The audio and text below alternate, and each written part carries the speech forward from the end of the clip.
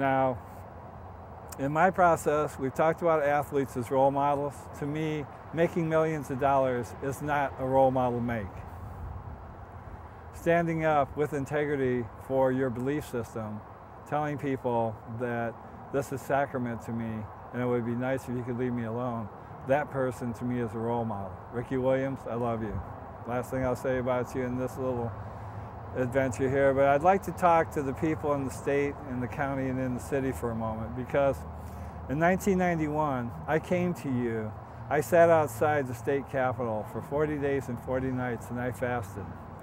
I had a simple message. It was, Barbara Roberts, if you're walking around this state trying to find out how you can tax something in this state so that you can save us from going into the red, well, I was standing there, I was sleeping there, I was going to the bathroom inside the state capitol, and you never, ever, ever allowed me to talk to you, because my understanding is Dave Frohmeyer told you that I was a risk.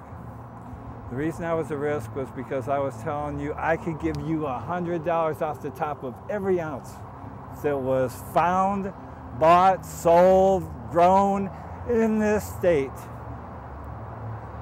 as long as we had input into how the money was spent.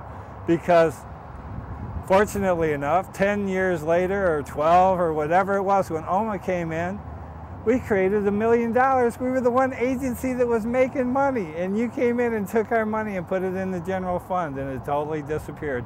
No accountability whatsoever. So what I had said in 91 was true, the fact that we couldn't trust you with our money, because that's what happens to it. It just disappears, nothing gets done.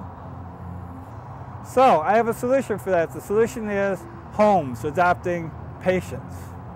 The patients then are taken care of, and the patients and the people in the home get to know each other, so the family is growing exponentially, just like the plants will grow exponentially from the love and the desire from the people to have it because it helps them.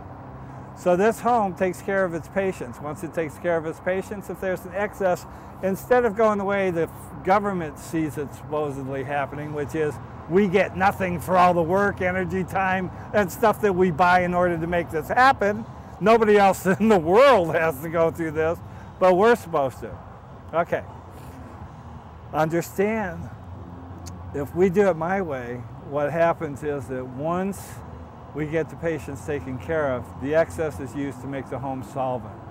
If you make all the homes in Oregon solvent, or all those who care enough to take in patients, and this is where the Church of the Caring comes in, because that's what it's all about, is caring. No dogma. Don't have to believe in the Creator in any way, shape, or form. It's just about caring about those around you. And so you take care of these patients, and you can work a job or whatever else you want to or need to in order to take care of your family, but this is to supplement, to help. Okay, so you become solvent, and then you get to give money back to the state. And the thing is, when you're doing that, you get to dictate to the state how that money is spent. Okay, this is empowering the households. So that's just one thing that we could do in this process. Other things that we could do, find out whether or not this oil works. A way of doing that is to have a reality TV show where we bring in people who have all of these different illnesses. Okay, different illnesses need different forms of THC and cannabis in order to help them. You have ingesting it through smoking, you have ingesting it through eating, you have ingesting it through vaporizing, and we have an oil. Now this oil has been touted as healing people with cancer. Let's find out, folks. Let's bring it out on TV. Let's have it filmed for 60 days. That's what the man said, 60 days, a gram a day. And what happens is cured cancer. Wouldn't you like to shut us up? Wouldn't you like to put us in our place? Let's do a reality TV show. Have these people with MS show you how it helps them with their illnesses. Let these people with cancer show you, watch it disappear. Then you can understand how the government's been lying to you all this time. We know they're lying, but you believe them. That's what's so insane.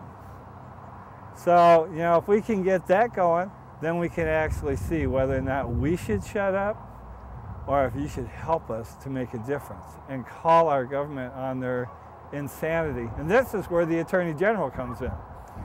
Having done this, where you stood up for the people's rights to die in the way they want to die, why are you not standing up for helping people to live a better quality of life? Okay, doctors in particular, I do not understand this. I do not understand how if you've taken the Hippocratic Oath, you can allow the insanity to go on where we have so much to gain by doing research and to having trials done for people so we can make a difference. And that right now, my process is one of helping you to understand exactly what's going on in this process. Whatever I can do to help, the Church of the Caring is there. We've done the same things for years in caring for people. We're still here, we're still doing it. You ask us where we are, it's wherever we are. We do not have buildings. Okay, we do not own property.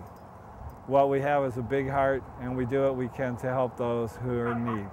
So I'm going to cut this short. Hopefully you've enjoyed hearing what it's been. Now this is what I call medicine.